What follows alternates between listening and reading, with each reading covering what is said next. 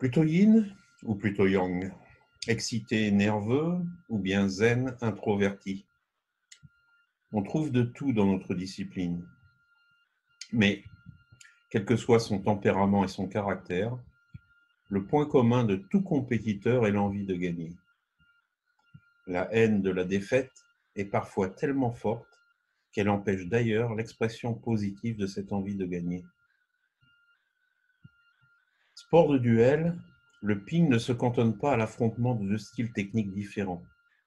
Il oppose aussi deux égaux, mettant en jeu l'estime de soi vis-à-vis de son entourage proche, de lui-même et de spectateurs inconnus. C'est en cela qu'il recèle des valeurs inconscientes qui font parfois perdre les pédales aux plus sûrs d'entre eux. Si la confiance en soi va de pair avec la maîtrise que l'on possède de l'activité pratiquée, elle exige également que l'émotion ne prenne à aucun moment le pas sur la raison. Rester lucide alors que l'on bout intérieurement. Est-ce possible? Et comment? La réponse est oui, mais à certaines conditions. Le groupe de joueurs professionnels en stage à Montpellier, du 27 juillet au 3 août 2020, m'a posé quelques questions à ce propos. Comment gérer les moments importants stressants, comme le score de 9-9 ou une prise de parole en public? Y a-t-il des techniques ou des exercices pour cesser de penser et sur quoi se concentrer? Y aurait-il des techniques de relaxation pour accélérer la récupération après une journée difficile en compétition, mais aussi d'entraînement? Le groupe en question, classé au-dessus de la 70e place française, entre 14 et 67, rassemblait des pongistes connus en France. Alexandre Robineau, Antoine Achard, Niagol Stoyanov, Stéphane Wesch, Benjamin Brossier, Mehdi Bouloussa, Ibrahim Adio et Esteban Dor. J'étais donc inquiet de ne pouvoir répondre de façon satisfaisante à leurs questions compte tenu de leur expérience et de leur niveau. Je me suis très vite rendu compte, relativement à leurs questions et en les voyant prendre quelques notes durant mon intervention, combien la matière les passionnait et combien je surestimais les enseignements dont ils pouvaient avoir connaissance, eu égard à leur niveau d'excellence. Cette expérience m'a conforté dans ma croyance initiale de la nécessité de traiter spécifiquement et de manière détaillée la préparation mentale au sein de notre discipline, surtout dans l'optique du haut niveau. Vous pourrez donc trouver les réponses aux questions posées, et bien plus encore, dans la rubrique ad hoc de mon site pinhead.com que je vous invite à découvrir. À bientôt. Bonjour à tous. Le cadeau que j'ai choisi de vous offrir pour la préparation mentale est le suivi d'un joueur de haut niveau qui n'est pas tout à fait encore confirmé, mais quand même numéro 1 junior à l'heure actuelle. Il s'agit d'Alexis Lebrun, avec lequel j'ai commencé un suivi sur la préparation mentale à partir du début du confinement, ce qui tombe bien puisque ça nous a permis d'enregistrer tous nos échanges. Et donc, j'ai pensé que ça serait bien, en termes de cadeau, de vous offrir une heure de formation sur ce qui constitue en fait la prise de contact avec lui et puis les premiers échanges, les premiers entretiens que nous avons eus sur le programme à tenir, sur les outils possibles, voilà, et sur alors il y aura pas forcément les premiers questionnaires qu'il a remplis pour me donner un petit peu son profil, mais ça fait partie effectivement du début d'un suivi que de connaître mieux son interlocuteur. Alors, qui est Alexis? Alexis Lebrun est le fils de Stéphane. Stéphane est depuis devenu directeur sportif du club de Montpellier Tennis de Table. Il a deux fils qui sont très talentueux. Alexis est l'aîné et il passe Junior 3 pour la saison 2020-2021 en étant le numéro 1 national à l'heure actuelle. Et Félix qui est cadet 2 pour la saison prochaine est déjà parmi les meilleurs juniors français et les deux ont gagné par 2 fois les Euro Mini Champs. Donc voilà. Alors Alexis, je l'ai connu à ses débuts aux Euro Mini Champs, il avait 9 ans. C'était en 2012 et il a remporté les Euro Mini Champs en 2013 et 2014 et le Master Stiga en 2014.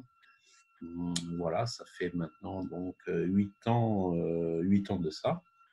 Il a eu entre-temps des blessures, il a eu un aménagement de l'entraînement qu'il a fallu individualiser. Son père a veillé à ce qu'il soit protégé par rapport à ça, mais aussi a délégué considérablement aux entraîneurs de Montpellier qui ont toutes les compétences nécessaires et le préparateur physique, Jérémy Sureau notamment, la planification et le suivi d'Alexis. Au France Senior 2020, il a battu Stéphane Wesch. Il a fait une grosse performance.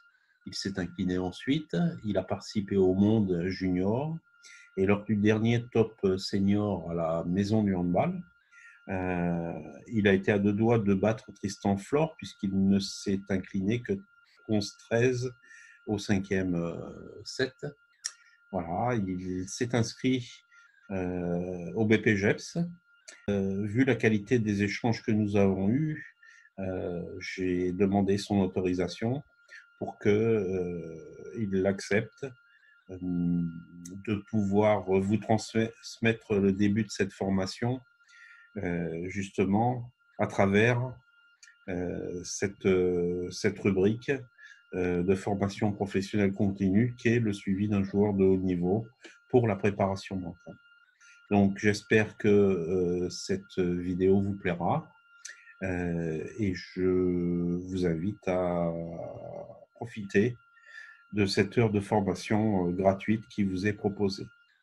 Et j'espère vous retrouver à très bientôt sur le site pinghead.com qui vous présentera plein d'autres rubriques notamment. À très bientôt.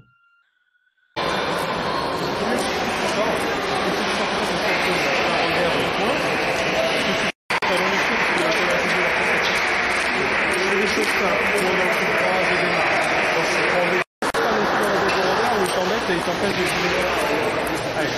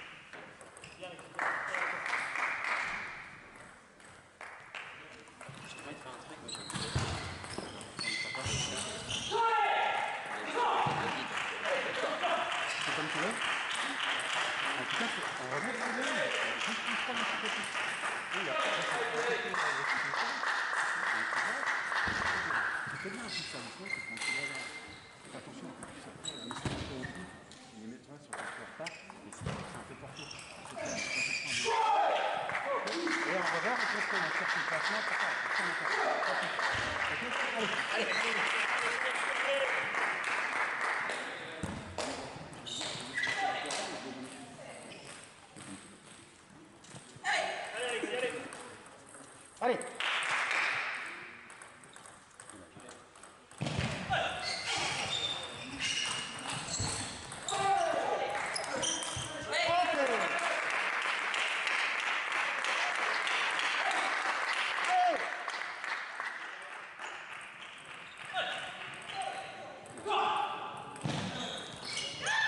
Ok.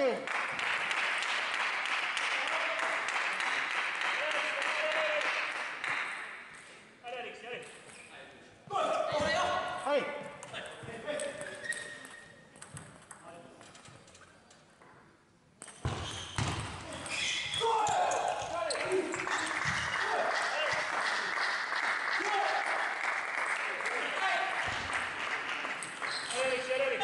Allez.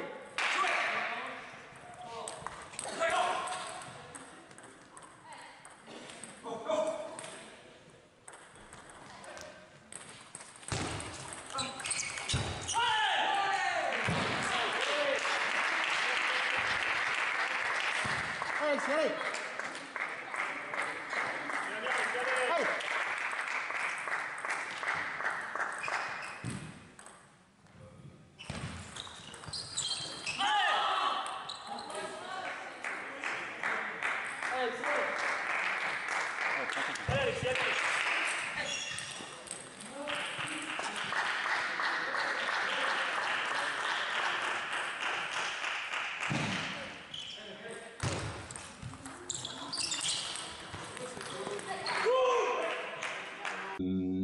Les choses que je voulais te dire prioritairement, bah, déjà quand je t'ai vu jouer que tu étais petit aux Euro Mini Champs, j'ai trouvé une chose qui était super en toi, c'est la variété de ce que tu étais capable de faire d'un point de vue technique. Alors évidemment, il y avait l'énervement, tout ça qui gâchait beaucoup dans tes performances, mais en dehors de ça, je pense que c'est une spécialité qu'il ne faut pas que tu perdes. Il faut que tu la conserves comme quelque chose de vraiment important à cultiver, je dirais, dans ton jeu. Ouais. Parce que c'est ce qui va pouvoir déstabiliser tes adversaires et faire en sorte que tu les surprennes. Et ça, c'est essentiel, surtout dans les moments, les plus chauds, quoi. Ce Money Time et Ouais. ces jours-là. Voilà. Je te dis ça parce que quand j'ai eu ton père à l'entraînement, il était champion de France minime à l'époque. Il il avait une spécialité qui était la frappe du coup droit sur le topspin de l'adversaire, tu vois. Et quand il est allé Mm. à l'INSEP, il a travaillé le topspin comme tous les autres. Et il a perdu cette spécialité-là. Et c'est dommage parce que c'est ce qui faisait vraiment sa différence, je trouvais, par rapport aux autres. Tu vois. Ouais. Et donc, il s'est fondu dans le jeu et finalement, bah, il n'a jamais vraiment percé alors que je trouvais que c'était sa qualité principale. Voilà. Mm. Donc, toujours penser à ça dans le futur à venir, quoi. Ouais. Voilà, puis après, sur ce qu'on va échanger, il va y avoir des choses qui t'intéresseront plus que d'autres, c'est sûr. Il va y avoir des choses que tu auras peut-être déjà acquises aussi, que tu connaîtras déjà. Il ne faut pas que tu hésites à me dire quand, un, ça te saoule, et deux, tu connais déjà les choses dont on parle. Voilà. Ok. Je ne me vexerai jamais par rapport à tes avis. Et l'objectif, c'est que toi, tu en ressortes avec le maximum de billes possibles qui te soient utiles pour ton devenir, quoi. OK? Ok. Ouais. Alors, avant qu'on aborde les outils et les questionnaires, je vais te poser quelques questions personnelles. D'abord, revenir sur ta saison passée. Qu'est-ce que tu en penses? Quel bilan t'en tires? Quelles évolutions tu vois? Avoir un peu ton avis par rapport à ça. Cette année, je suis plutôt très content de l'année du coup, parce que ça s'est vraiment bien passé. C'est la première fois que je m'étais un peu réentraîné pendant un vrai long moment. Mhm. Et du coup, ça s'est vraiment bien passé. Mon niveau de jeu il a bien augmenté et j'ai eu des super résultats. Et du coup, au fur et à mesure de l'année, il y a eu des nouvelles compètes qui se sont rajoutées. Et au final, ça a fait que j'ai pu découvrir des trucs, des belles compétitions. Et du coup, je suis vraiment content parce que au début de l'année, je pensais pas arriver à ce niveau-là, à ce moment-là. Du coup, Mhm. je suis content. D'accord. Et au niveau évolution? Évolution du jeu, enfin genre de ce que je fais ou Ouais. évolution, j'ai pas mal progressé sur les services. Je sers un peu plus long parce qu'avant je savais pas du tout le faire. Mhm. Maintenant, je le maîtrise pas encore parfaitement, mais je peux le faire en match quand même. Du coup, ça m'aide pas mal parce que au final, je me rendais compte que petit à petit, les adversaires, ils s'adaptaient trop vite à mes services. Ouais. Parce que du coup, comme c'était que court, ils étaient tout le temps bien placés et je pouvais juste gêner avec l'effet. Alors qu'en rajoutant le long, au final, ils sont gênés aussi sur le placement, ils arrivent un peu plus loin et j'ai des balles un peu plus faciles. Mhm. Et ensuite, cette année, je trouve que j'ai réussi à vraiment faire pas beaucoup de fautes, à bien tenir la balle et tout. Et en coup droit, j'ai bien progressé, j'arrive à être un peu plus puissant et sur les premières balles, être bien percutant. Ça, c'est vraiment bien. OK. Tu as une idée de comment tu te vois jouer en senior plus tard, dans quelques années? Vous en avez parlé de ça? Soit Non, pas avec vraiment. Jérémy, soit avec ton père? Non, pas vraiment. Je sais pas. Je pense que bah, pour jouer en senior, il va falloir que j'arrive à être un peu plus actif que ce que je suis là maintenant. Mais après, en style de jeu, je pense pas avoir besoin de changer. Après, c'est plus améliorer des aspects de mon style de jeu. Mais à part que pour l'instant, je suis encore trop passif. Si j'arrive pas à envoyer fort sur les premières, souvent je recule et je défends juste le point. Mhm. Et à part ça, sur le style de jeu global, après, c'est plus des coups techniques à améliorer, à faire que la balle parte un peu plus vite, mieux servir, mieux remettre. Et bien varié. Ouais. OK, bon. La réunion Zoom de mardi, est-ce que tu as été gêné qu'on parle de toi? Non, ça allait. Ça allait, d'accord. Pas trop. Enfin, je pensais que ça allait me gêner, mais en fait, ça va. D'accord, OK. Tu as retenu des choses? Bah, j'ai retenu, bah, au début, quand on a parlé un peu de l'entraînement et tout, bah, que David, il pensait que c'était bien Montpellier. Après, quand on a parlé plus de moi, de mon jeu et tout, bah, j'ai retenu que, bah, en général, on était assez d'accord sur ce qu'il fallait améliorer, sur, bah, les coups techniques, sur la remise en coup droit et sur le fait d'être trop passif. Après, j'avais pas trop pensé à ce qu'il a dit sur les services, pioche, rentrant et tout. Enfin, je le savais, mais j'y pensais pas trop. Du coup, Oui. bah, là, je vais essayer de le travailler un peu, Mhm. vu que bah, là, j'ai du temps pour faire du service dans la cave. Ouais. Et bah, sinon, ouais, voilà, bah, en général, c'était quand même plutôt bien ce qu'il a dit. Ouais. Euh, Comment tu classerais les priorités de ton travail à venir pour la saison prochaine entre physique, mental, technique, tactique? Mmh, je pense que technique, c'est important. Je pense que c'est le premier. Ensuite, mental, je pense. Et ensuite, tactique et physique à égalité. D'accord.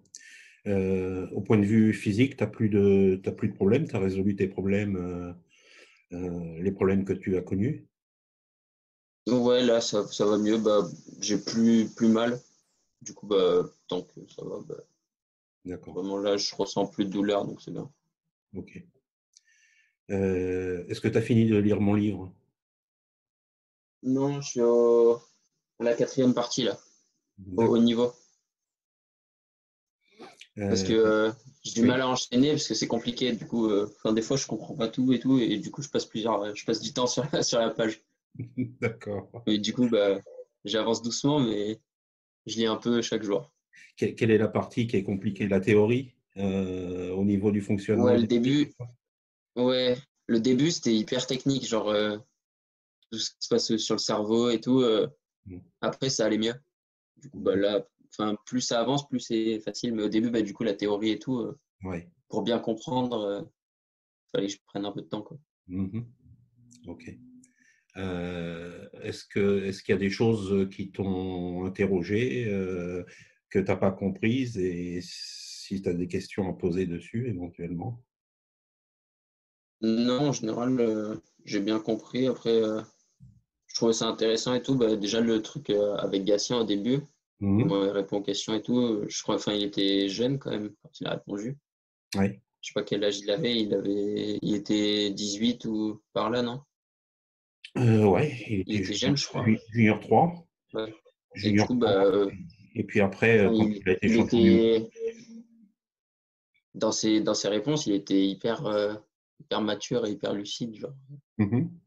On n'avait pas l'impression d'entendre parler un junior. Et ça m'a vraiment, enfin, ça m'a impressionné un peu. Parce qu'il avait aussi beaucoup l'habitude d'échanger avec Michel Gadal depuis son plus jeune âge et qu'il avait déjà euh, les idées à l'avance de ce qu'il souhaitait faire en termes de système de jeu Mm. d'une part, mais aussi dans sa vie d'autre part. Il avait son frère aîné aussi qui l'a conseillé et qui a géré ses affaires. Ouais. Et donc, il avait déjà en fait cette perspective d'avenir, ce qui l'a fait maturer plus tôt, effectivement, que la plupart. Mm. Bah après, sinon, non, pas vraiment de trucs qui me viennent à l'esprit là. La recette de cuisine, Ah, ouais, ouais, ça, bah, ça je l'ai lu il y a pas longtemps. Le truc de la mousse au chocolat là. c'est ça. Et bah, ouais, je trouvais que c'était une bonne image quand même. Ouais. Genre, Je pense- enfin, en fait, bah, si juste on se fait confiance et qu'on sait qu'on fait tout pour, bah, qu'il n'y a pas à s'en vouloir et il n'y a pas à avoir peur de perdre ou quoi. Si on fait tout pour que ça se passe bien, bah, au final, bah, ça C'est va ça. bien se passer, quoi. Et puis relativiser la compète, dans le sens où c'est aussi la défaite qui te Ouais. fait avancer. Mm. Donc, il n'y a pas de honte à perdre. Et deuxièmement, c'est ce qui fait progresser, en fait. Donc, voilà. Dans toutes les choses qu'on aborde, que j'aborde, parce que c'est en relation avec le ping, bien entendu, il n'y a pas que le mental, au contraire. Je suis un peu comme Jérémy, hein, c'est-à-dire qu'il adapte les choses à la discipline et j'essaie de faire pareil. Euh, il y a 9 parties que j'ai dissociées, en fait. Il y a la théorie sur le ping, qui sont les fondamentaux, placement, vitesse, rotation, direction, trajectoire, Ouais. voilà. Ce qu'il faut connaître en termes théoriques sur le ping. Il y a l'anticipation, qui est quelque chose de très important, parce que la prise de décision, elle est essentielle. Et il y a la créativité sur les 3 premières balles, et notamment avec les services. Mm. Donc tu as toi-même parlé, et il faut continuer à faire de la recherche autour de ça, justement, pour qu'il y ait de moins en moins d'adaptation, puisque plus le niveau s'élève, plus l'adaptabilité des adversaires est importante. Hein. Ouais. Après, il y a la théorie sur le mental. Vas-y, si tu as... Non, Non, mais il est rentré, il est reparti, je sais pas ce qu'il voulait. d'accord. Il y a la théorie sur le mental qui repose beaucoup sur les neurosciences et la recherche autour de comment fonctionne le cerveau, qui fait que parfois on a l'impression en fait qu'il n'y a que nous qui ressentons les choses qu'on ressent, la peur, tout ça. En fait, c'est le cas pour la plupart des gens. Mm. Et donc, c'est bien de le savoir aussi de manière théorique, pour ensuite pouvoir l'appliquer dans la pratique, quoi. Après, il y a tout ce qui est pratique, c'est-à-dire les outils pour le ping, euh, et je dirais la méthodologie pour rentrer dans un match notamment, ça me paraît important, et suivre le fil conducteur du match. Les jeux de rôle, c'est quoi les jeux de rôle? C'est par exemple faire des séquences de comptage de points où je vais endosser un rôle qui ne m'est pas familier.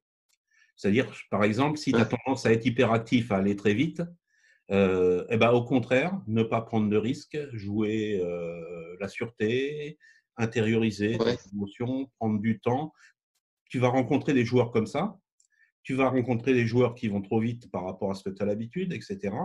Tu vois, c'est prendre le contre-pied de ça d'une part, c'est-à-dire savoir qu'est-ce que je ressens quand je joue ce rôle-là, d'une part, et est-ce que j'ai intérêt à l'utiliser de temps en temps dans les matchs, par exemple. Mm. Voilà. C'est euh, donc les jeux de rôle, les handicaps, le comptage de points, tout ça, ça doit faire partie de l'entraînement, parce que dans l'entraînement, je trouve qu'on pense trop souvent à soi et pas assez à préparer la compétition. Les outils du mental, c'est quoi pour moi? C'est la relaxation.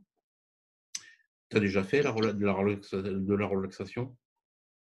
Pas beaucoup. J'ai fait quand j'étais petit, je crois que c'était toi qui l'avais fait, à Metz. On avait fait un truc, mais j'ai fait qu'une ou deux fois ça. Mhm. Ok. Sinon, j'ai jamais vraiment fait. Ouais. Alors, j'ai essayé de retrouver une cassette que j'avais fait de relaxation, mais je n'arrive pas à la retrouver. J'ai dû la prêter à quelqu'un, parce que sinon, tu aurais pu le faire aussi par Zoom. Euh, et j'en Ouais, ai tourné une à l'INSEP, une vidéo, mais il y a une table avec des joueurs, donc il y a un bruit de fond considérable, et je ne suis pas sûr que ça soit la bonne manière de faire. Donc, ouais, peut-être qu'il faudra attendre d'être en face à face dans la salle pour faire quoi. ouais, Enfin bon, je peux toujours te transmettre la vidéo, éventuellement. Malgré le bruit de fond désagréable, ça peut aussi te donner des choses à faire, notamment avant de t'endormir, en respiration et en visualisation notamment. ouais.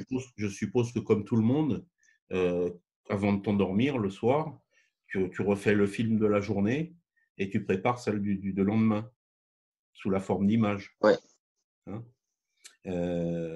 Ça, c'est hyper important parce que le premier langage qu'on a appris, c'est celui-là, c'est celui des images. C'est donc apprendre à parler, ça a pris longtemps. Donc, ça veut dire que lorsque je me parle à moi-même, c'est pas sous forme de mots, c'est sous forme d'images. Donc, se faire des images de soi, quand on joue, quand on fait n'importe quoi dans la vie quotidienne, en fait, ben, c'est quelque chose qui est essentiel, quoi. Et ça fait partie de la relaxe. Bah, l'entraînement mental, c'est ce que font les sportifs quand ils sont blessés, par exemple, hein, et ça sollicite les connexions nerveuses qui rentrent dans le geste moteur. Donc, ça veut dire que ça renforce ces connexions-là. Et donc, ça facilite l'apprentissage ou le perfectionnement. D'accord ? Ouais. Donc la relaxation, l'échauffement pour moi, parce que souvent en fait on s'échauffe physiquement, mais on commence pas à penser à ce qu'on va faire dans les matchs qu'on a à jouer.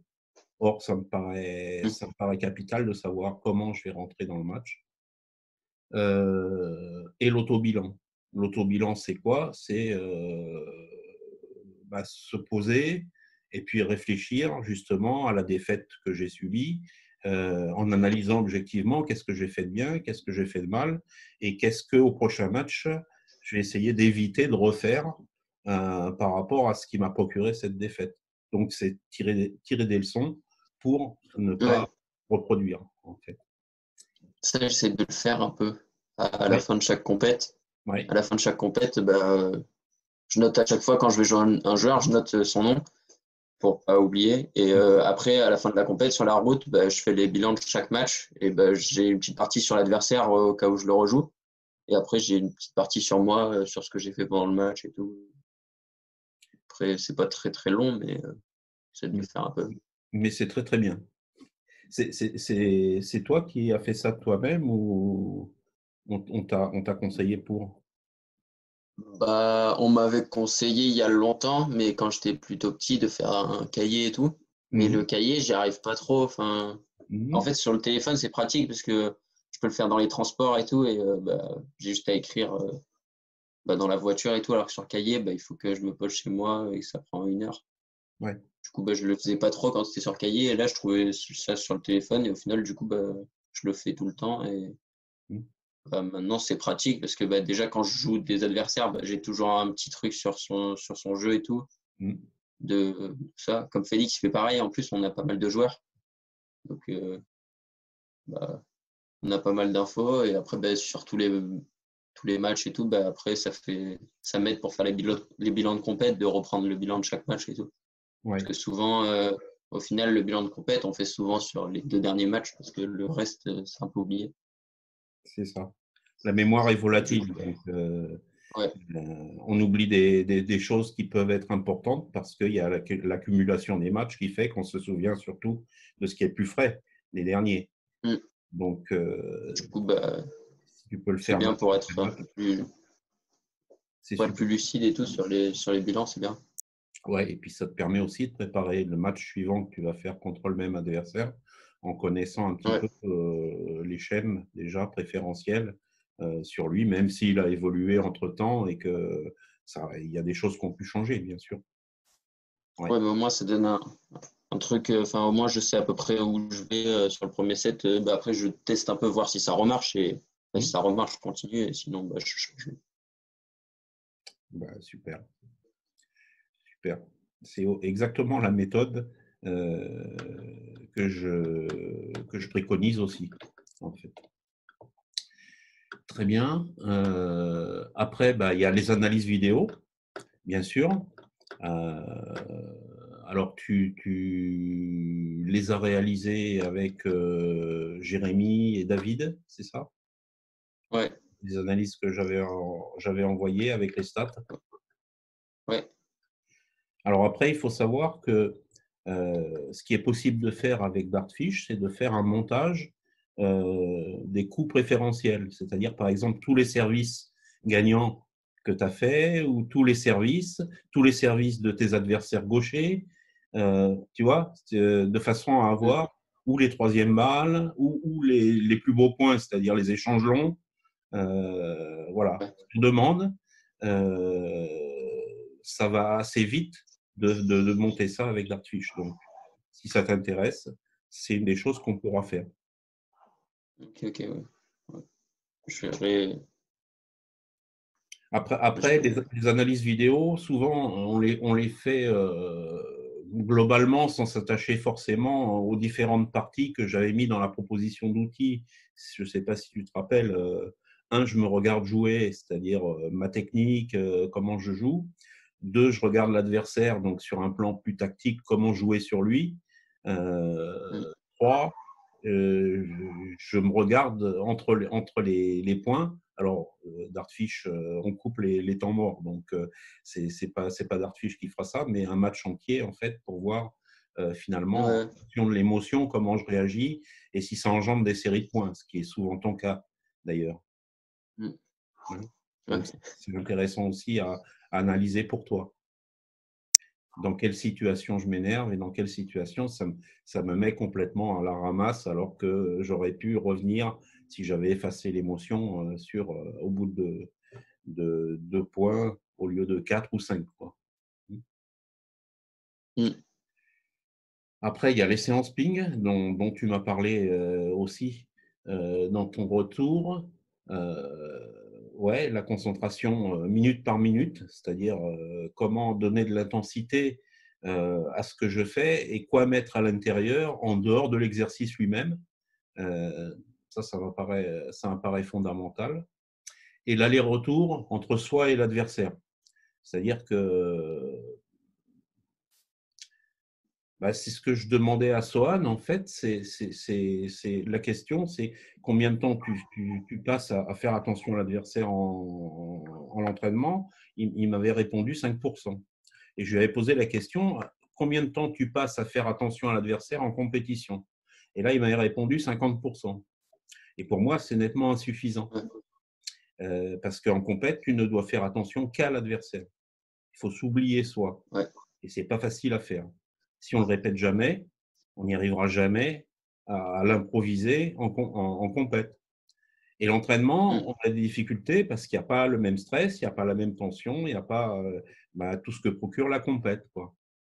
Et donc, il faut trouver des moyens pour justement arriver à préparer cette compète à l'entraînement. Et donc, il y a des séquences qui doivent être des séquences où je fais attention à moi et je progresse dans ma technique, dans les choses que je fais. Et là, c'est normal que je fasse attention à moi. Mais il y a aussi des moments où on joue des points, où on joue des chaînes de jeu, où il y a des exercices avec des variations. Et là, je dois prendre en compte mon adversaire pour pouvoir être plus à même de préparer la compétition. Et ces deux Mm. choses-là, en fait, elles sont aussi importantes l'une que l'autre. C'était la question de Christine Lorion sur le zoom de Jérémy, en fait. C'est-à-dire que le temps mort, il dure 3 fois plus que le temps de jeu et on n'apprend pas à gérer ce temps mort-là correctement Ouais. pour l'utiliser, quoi.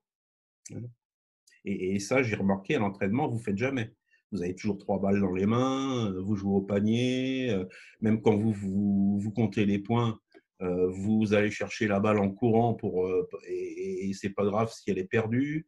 Enfin, par rapport à la compète, c'est complètement l'inverse, quoi. Mm. Donc, il y a obligatoirement des séquences à aménager par rapport à ça. Ouais, ouais. Ouais, c'est beaucoup plus rapide. Du coup, on n'a pas trop le temps de réfléchir. Mm. Après, ouais. Ensuite, il y a la préparation de compète, c'est-à-dire fixation de l'objectif pour telle compète, c'est-à-dire prioritairement, qu'est-ce que je veux faire avancer euh, pour mesurer les progrès que j'ai fait à l'entraînement et dont la mesure est la compétition forcément. Mm. Et relativisation de la compète, bien entendu. Il y a la gestion de la compète, c'est-à-dire gérer l'horaire, gérer le score, gérer le temps, gérer l'espace. C'est les 4 notions essentielles. On en parlera plus particulièrement en détail. Et la planification, c'est-à-dire à court terme, à moyen terme, à long terme, qu'est-ce que je veux arriver à faire, comment je fixe mes objectifs et comment j'évalue surtout, comment je peux mesurer, parce que quand on parle du mental, on n'a pas de chronomètre, on n'a pas de notes, Mm. c'est tout relatif et c'est tout à l'intérieur de soi. Donc les seules échelles d'évaluation, elles sont subjectives. C'est des grilles qu'on peut se faire, c'est-à-dire par exemple Ouais. sur 10, combien j'ai été concentré tout le long de la partie, par exemple. Est-ce que je me mets 8 sur 10, 5 sur 10, à quel moment je décroche. Enfin voilà, c'est subjectif, quoi. En fait, il n'y a pas de mesure. Ouais. Mm. Donc voilà un petit peu les parties, pour moi, qui correspondent au travail qu'on va faire. La tenue d'un cahier personnel, tu le fais déjà. Euh, Après, dans ton cahier personnel, je pense que s'il y a une période où tu vas travailler quelque chose de particulier, par exemple, je ne sais pas, le service pioche, par exemple, hein, pour prendre n'importe quel exemple, Mm. il va d'abord falloir que tu en prennes confiance à l'entraînement, puis sur des compètes Ouais. secondaires, puis sur des compètes plus importantes, et tu n'accepteras pas de le faire si tu sais que tu gagnes qu'un point sur deux, ou si ça te rapporte qu'un point sur deux, finalement. Oui. Il va falloir que tu sois à 70 ou 80% pour oser le faire, et encore, pas dans toutes les situations, on est bien d'accord. Hein. Mm. Donc, pour moi, les compètes, c'est aussi cette mesure-là. C'est-à-dire, qu'est-ce que prioritairement je souhaite obtenir dans la prochaine compète, en fait, et quand je prépare cette compète, j'ai cet objectif-là, qui est plus important que le résultat à court terme, éventuellement. Ah, mais ouais. Tu Je fais vois ce pas que je ça, veux je fais dire? jamais. Enfin, quand je vais à une compète, je pense pas Ouais.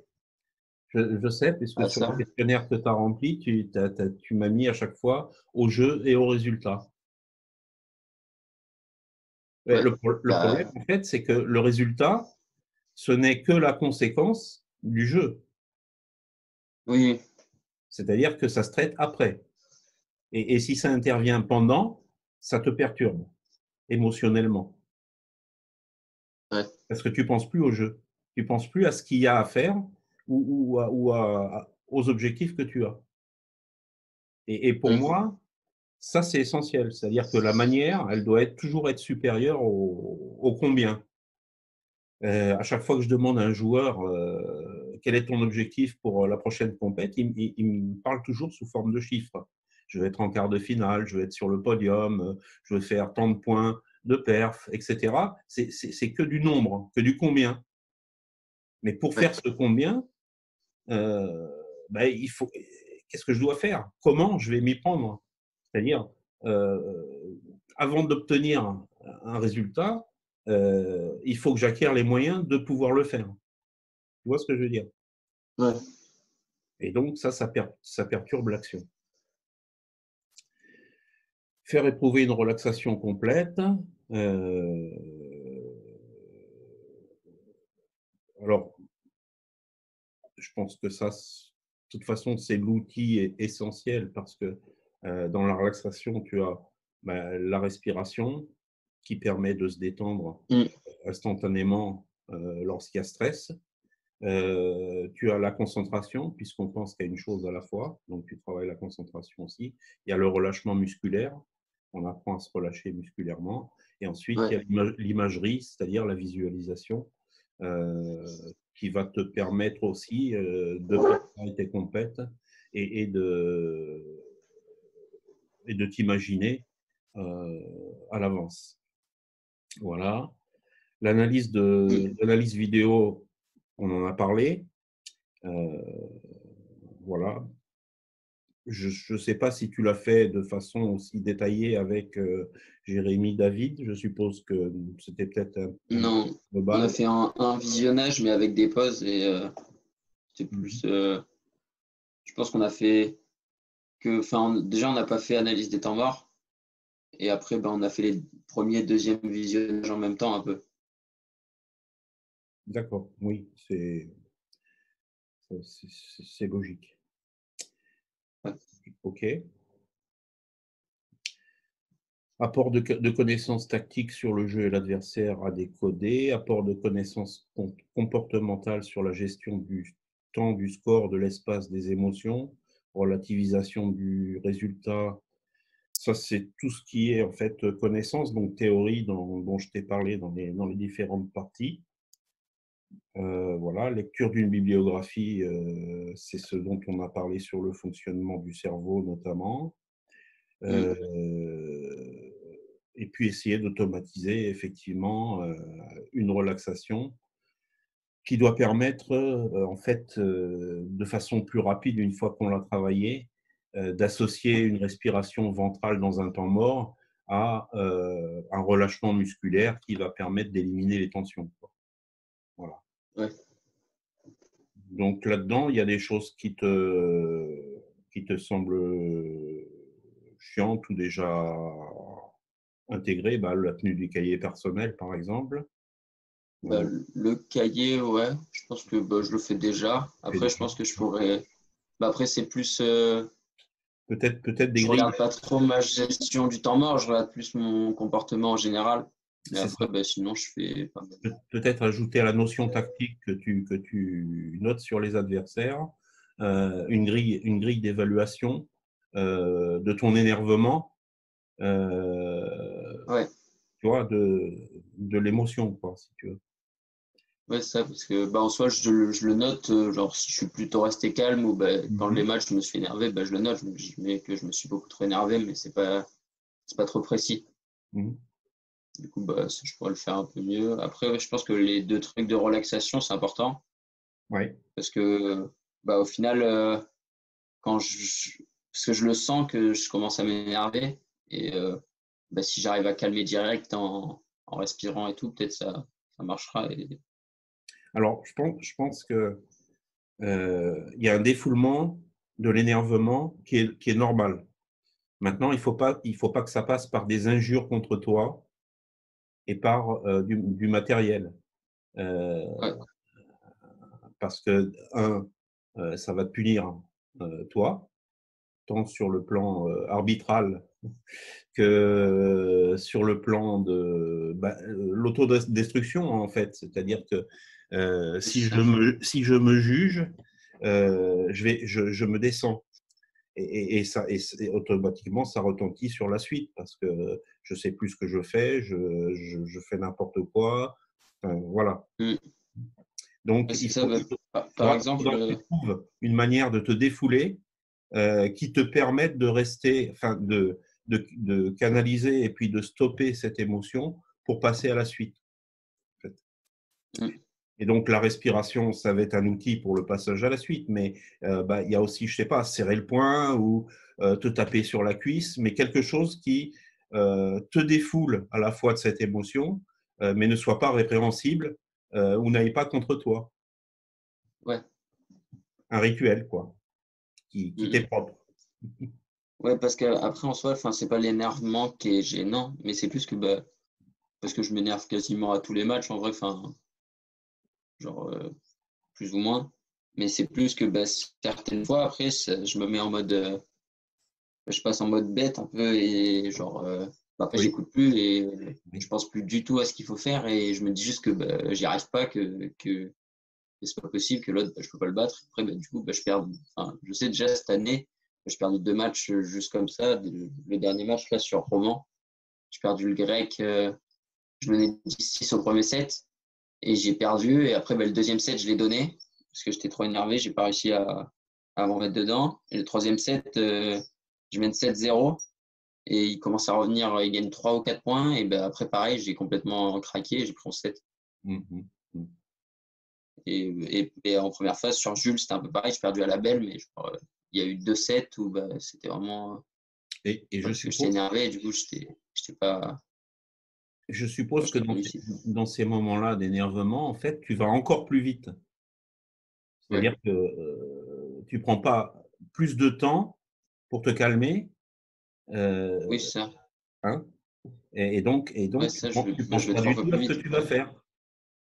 Ouais, Donc il faut justement trouver un moyen de défouler ça pour que ça dure pas, heu, le temps du temps mort, mais qu'il y ait une partie qui est consacrée à la récupération, donc à la respiration et au relâchement musculaire effectivement, et puis à la préparation du point dans la tête, du point suivant. mmh, Qu'est-ce que je fais à ce moment-là en relation avec ce qui se passe? Comment je m'y prends pour inverser le truc, quoi.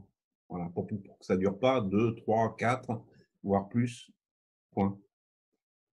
ouais,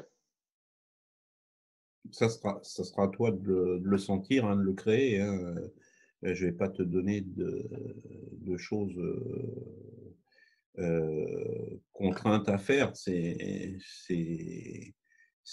toi qui verras en essayant peut-être plusieurs choses, ce qui marche le mieux pour te défouler.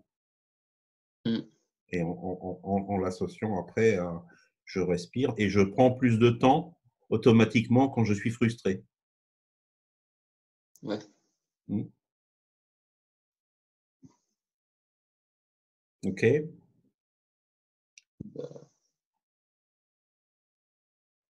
Bah, après, ouais, il me reste, Bon après j'avais noté pour Sohan en fait, des automatismes à acquérir à l'entraînement pour préparer la compétition. mmh, Voilà, je sais pas ce que tu en as pensé?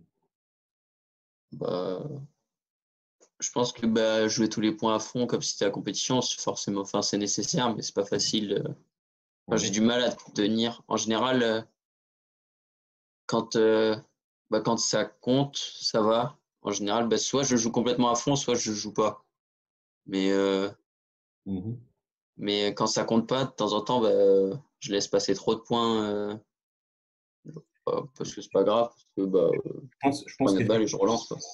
qu'effectivement le comptage est important, mais le comptage, il peut être fait aussi à l'intérieur d'exercices sous la forme de pourcentage. Ouais, C'est-à-dire que, bah, mon exercice, il va durer 10 minutes, par exemple. Heu, j'ai un objectif, technique ou tactique. Combien je réussis, heu, bah, je peux compter. J'en réussis 2, j'en rate 1, ça fait 2-1, 3-1, 3-2, ce qui fait, 60 de réussite à la fin de l'exercice et je suis pas content parce que c'est pas suffisant. Pourquoi? Quelle faute j'ai fait? Tu vois, chaque exercice à l'intérieur, en fait, tu peux lui donner une couleur différente. mmh, Et c'est ça qui me paraît important pour le haut niveau. Parce que c'est là qu'on perd du temps. C'est pas s'entraîner plus qui est important, c'est s'entraîner mieux, en fait, en qualité.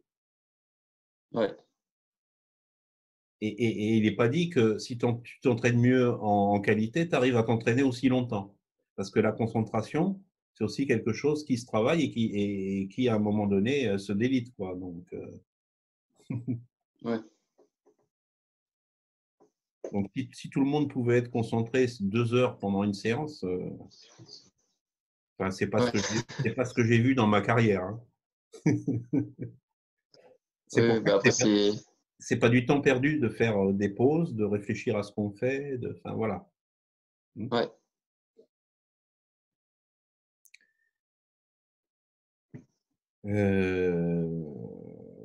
Donc les séquences où je fais attention à moi, les séquences, où je fais attention par contre, heu, à l'adversaire, de façon à pouvoir faire pareil sur la compète, quoi. Mmh. Utiliser les temps morts, lors des exercices, c'est-à-dire, bah, même si je suis à l'entraînement, que, j'arrive à, travailler, répéter. ce que j'aurais à faire en match.